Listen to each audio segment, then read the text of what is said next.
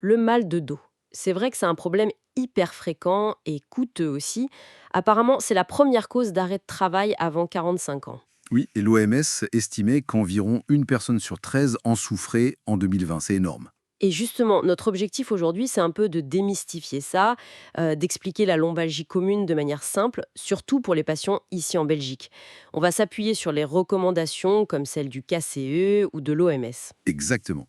L'idée, c'est de voir comment on aborde le diagnostic, pourquoi on ne se précipite pas sur l'imagerie, et puis surtout l'importance de bouger et les adaptations pratiques. Alors, commençons par le début.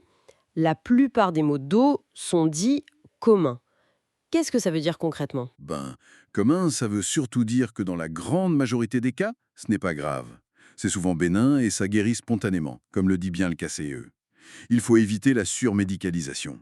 D'accord. Et comment on évalue ça au départ? Ça commence par une bonne discussion, l'amnèse et un examen clinique. Le plus important au début, c'est d'écarter ce qu'on appelle les drapeaux rouges.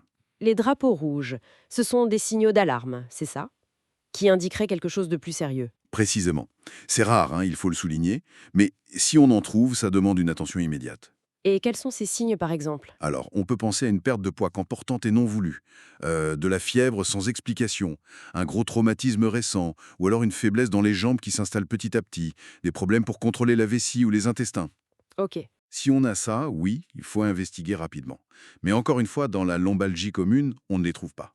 D'accord, donc si pas de drapeau rouge, beaucoup de gens se disent ah, pourquoi pas une radio ou un scanner tout de suite pour voir ce qu'il y a. C'est une demande fréquente, non? Ah oui, tout à fait, c'est compréhensible comme réaction. Mais les études sont assez claires là-dessus. C'est-à-dire? Sans drapeau rouge, faire une imagerie tôt, disons avant 6 à 12 semaines, ça ne change rien, ni au traitement, ni à l'évolution naturelle qui est souvent favorable. Ah bon? Ça n'aide pas du tout. Non seulement ça n'aide pas, mais ça peut même poser problème. Ces examens montrent souvent des signes d'usure tout à fait normaux liés à l'âge, de l'arthrose par exemple, qui n'ont pas forcément de lien avec la douleur actuelle.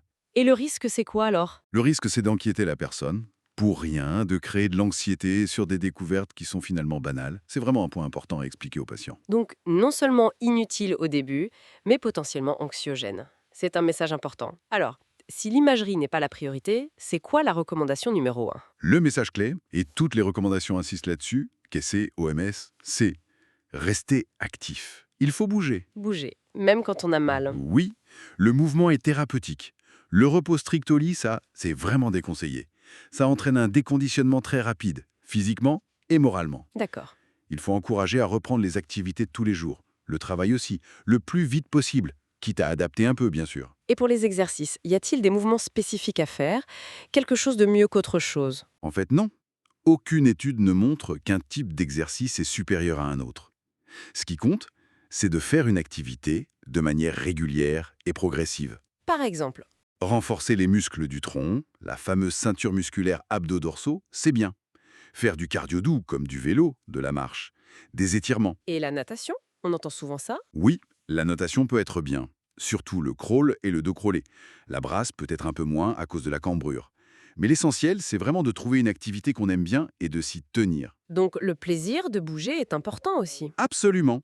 Et si jamais il y a des facteurs qui font craindre que ça devienne chronique, là, la kinésithérapie supervisée a toute sa place. Le slogan du KCE résume bien ça. L'important, c'est de bouger. Bouger, bouger, bouger. C'est clair. Et à part ça, quelles autres stratégies on peut adopter au quotidien? On met beaucoup l'accent sur ce qu'on appelle l'autogestion. Déjà, rassurer la personne sur le fait que c'est généralement bénin. Ça aide. Oui, c'est important. Et puis, il faut parler des peurs et des croyances parfois erronées. Les drapeaux jaunes. Par exemple, la peur que le mouvement abîme encore plus le dos.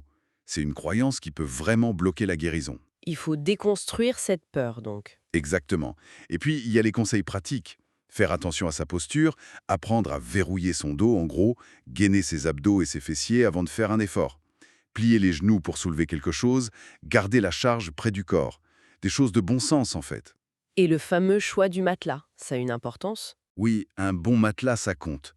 Il faut qu'il offre un bon soutien. Plutôt ferme, mais adapté au poids de la personne et qui respecte les courbures naturelles du dos. Et quand faut-il le changer? S'il commence à se creuser, à faire un hamac, c'est signe qu'il est temps. L'excès de poids aussi, ça joue. Ça augmente les contraintes sur le dos. D'accord. Et y a-t-il des choses à éviter absolument? Pour la lombalgie commune, oui, les ceintures lombaires par exemple. Sauf peut-être très ponctuellement, pour aider à reprendre une activité mais pas en continu. Et les chaussures instables, type chaussures de santé, qui déséquilibrent, c'est pas une bonne idée non plus. Et puis les tractions, les ultrasons, la neurostimulation électrique TENS, leur efficacité n'est pas prouvée dans ce contexte. Très clair. Une dernière question, mais elle est cruciale. Le travail. Est-ce qu'on peut continuer à travailler quand on a mal au dos? Est-ce qu'on doit? Oui, dans la mesure du possible, c'est même souvent une bonne chose. Ah oui. Pourquoi? Parce que le travail, ça maintient une activité physique, même minimale, et ça maintient aussi le lien social. L'objectif, c'est vraiment de limiter au maximum la durée de l'arrêt de travail. Et si le travail est physiquement difficile? Alors, il faut discuter d'adaptation. C'est souvent possible. Modifier temporairement certaines tâches, faire une reprise progressive, un temps partiel thérapeutique. Il faut en parler avec son employeur, son médecin? Oui, employeur, médecin traitant, médecin conseil de la mutuelle, en Belgique, il existe des trajets de réintégration pour accompagner justement ce retour au travail.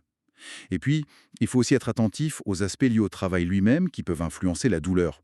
Le stress, l'insatisfaction, le manque de soutien, ce sont les drapeaux bleus ou noirs. D'accord, c'est une dimension importante aussi.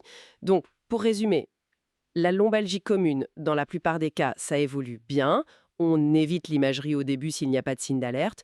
Le mot d'ordre, c'est le mouvement et adapter son quotidien, rester actif, y compris au travail si possible. Ce sont les clés. C'est tout à fait ça. Et ça met bien en lumière la complexité du mal de dos, hein. On parle souvent d'approche biopsychosociale. Biopsychosocial.